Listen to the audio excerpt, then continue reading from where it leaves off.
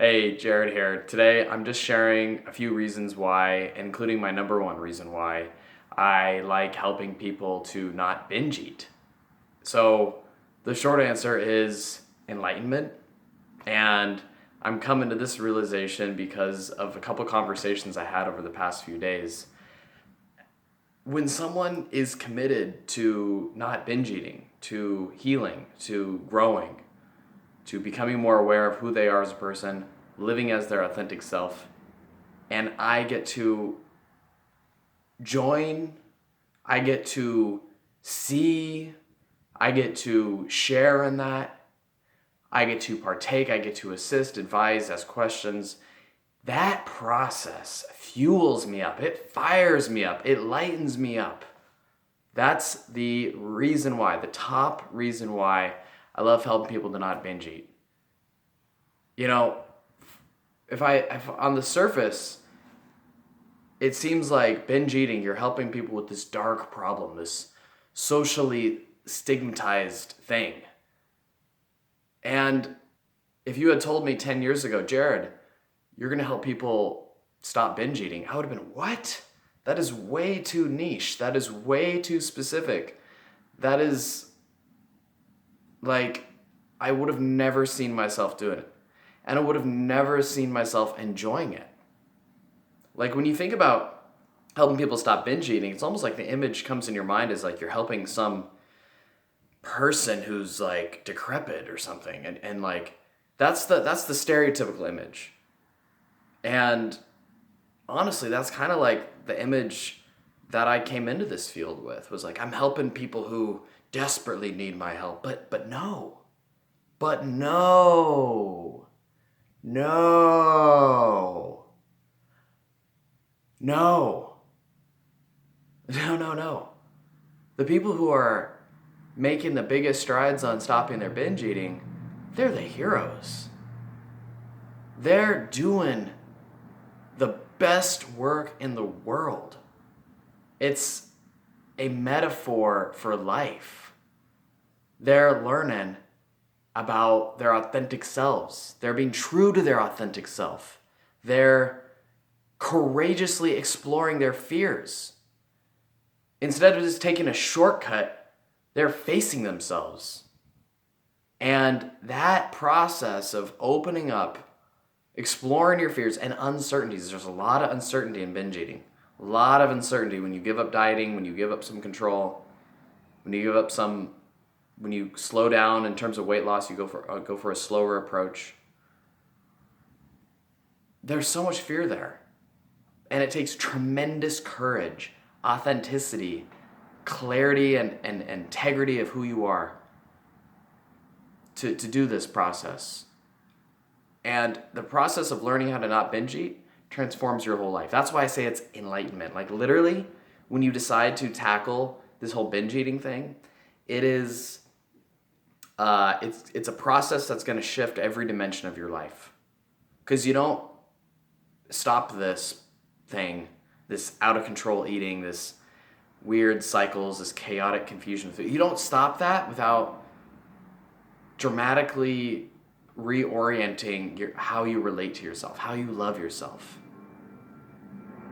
And to be able to witness this transformation and to have someone and experience that transformation with someone, it feels so good. It feels so good. Like it is the essence of love. I swear, it is the essence of love.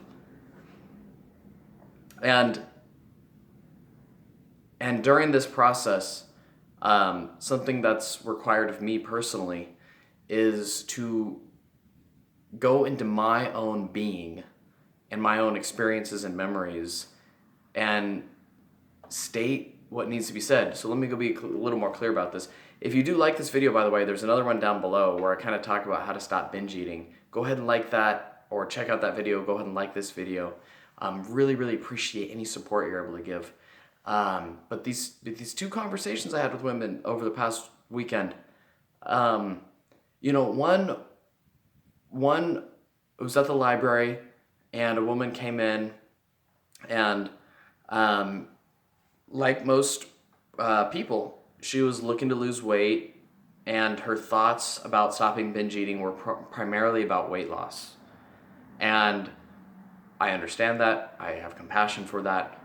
And some of the ways she would say things, we were talking about food and how to handle food, and I was asking her hypothetical questions like, what if you let yourself eat some of those foods? What would happen?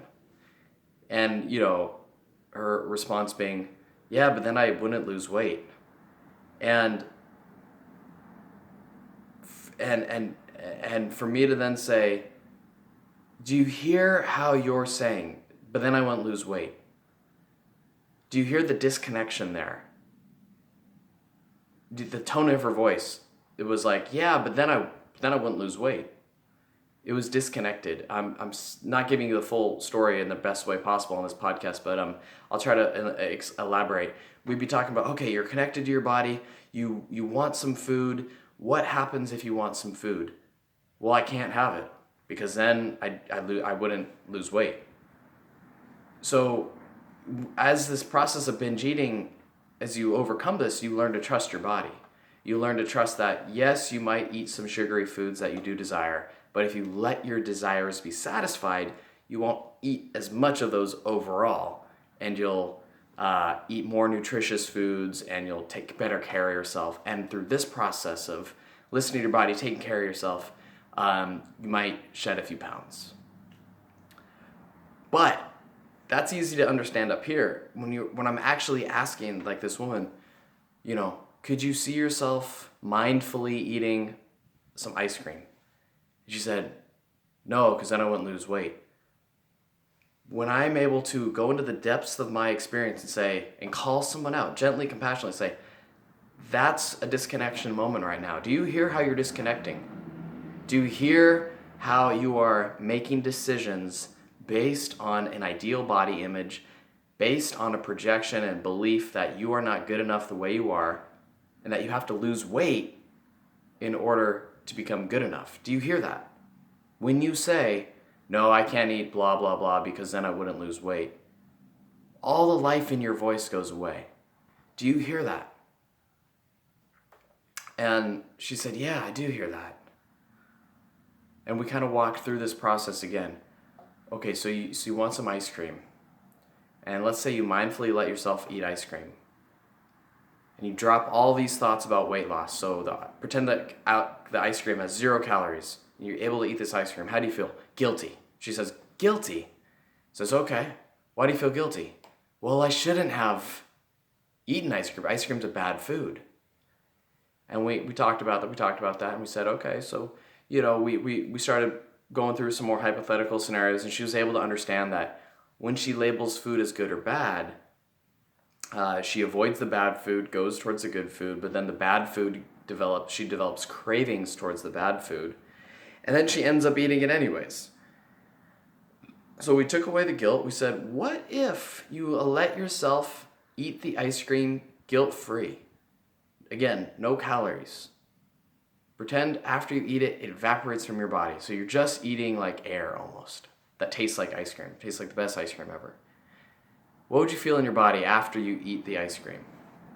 She said, I'd feel happy that I ate the ice cream. Yeah, you'd feel happy. And then pretend it was real ice cream. And how do you think your body would feel an hour after you ate real ice cream? She said, I don't know. I said, well, what do you think about when you normally eat like a lot of sugary food or whatever? You think your body would like that after time? You think your body would get tired or energized? She said, yeah, I'd probably get tired. And then it started clicking for her. She said, oh, if I open my eyes, if I am clear, if I'm free of judgment, I'm listening, I'm connected to my body, I let myself eat ice cream, I let myself notice what ice cream tastes like in my body, and I just notice, without any guilt, without any shame, that ice cream doesn't make me feel good, then I probably won't want it next time. I'll want something else. And that process of then her saying, wow, I can listen to my body. I can trust my body. And seeing how she started connecting the dots. If I can trust my body, I can probably become more confident. If if I can trust my body, I can love myself. If I can become more confident, I can love myself. I won't be as afraid of rejection. I can probably go out there and apply to more jobs and not let that get so heartbroken after I get rejected or worry so much about dating or, worry what people think. I'll be able to live my life. And that process, just hearing her realize that she could have a better life, a truly better life. Not a better life, but become a better person. Become a lighter being. Like, that rubs off on me. That gives me so much freaking happiness. And, that's the reason why I like helping people to not binge eat. It's literally a process of enlightenment. It sounds crazy, like not binge eating is a process of enlightenment. Yes, it is a gateway to enlightenment, 100%. So, I hope you enjoy the video. Leave a thumbs up. The exercise for today, I try to end every podcast these days with an exercise or a practical tip, something that you can leave a comment or shoot me an email for. This one is a less scripted video. I'm just talking on the fly, so I'm also trying to come up with an exercise on the fly. Something that's, I got something, and I'll just share a little context and backstory first. Something that I've been working on for the past few years through different forms of therapy and coaching and healing experiences, my own personal growth. Noticing what brings me light. Noticing what makes me feel good. Like right here, talking about this right now, I'm feeling good. I'm feeling light. I'm feeling like I'm laughing a lot. I like talking about this. This is just coming up for me in the moment. But, feeling light. What makes you feel light? And second part of this exercise, can you start noticing what foods make you feel light? This is tough. This is a tough one right here. You need to approach food without any judgment. It's a tough one. Like, for example, if you don't let yourself have ice cream, then you're cutting your ability to feel your body, right? Let's say you really want ice cream and you say, no, you can't have ice cream. When you cut that feeling off, that desire for ice cream, you also cut the ability off to be joyful around food. This is the same struggles I've had for years with marijuana. I can numb pain, but then I also numb joy.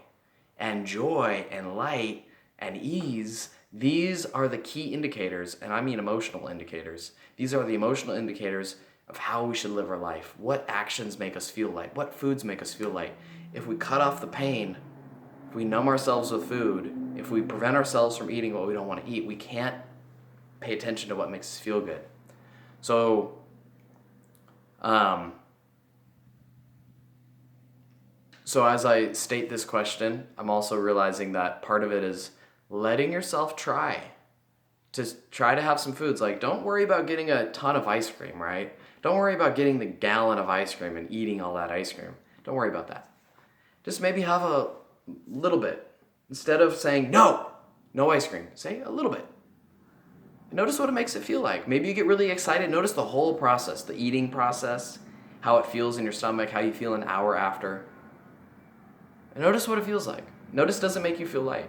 Because maybe it does. Maybe ice cream does. I've talked to people who, after there's an interview where she now eats ice cream a little bit, not even a little bit. Like, she eats ice cream every night because it makes her feel better.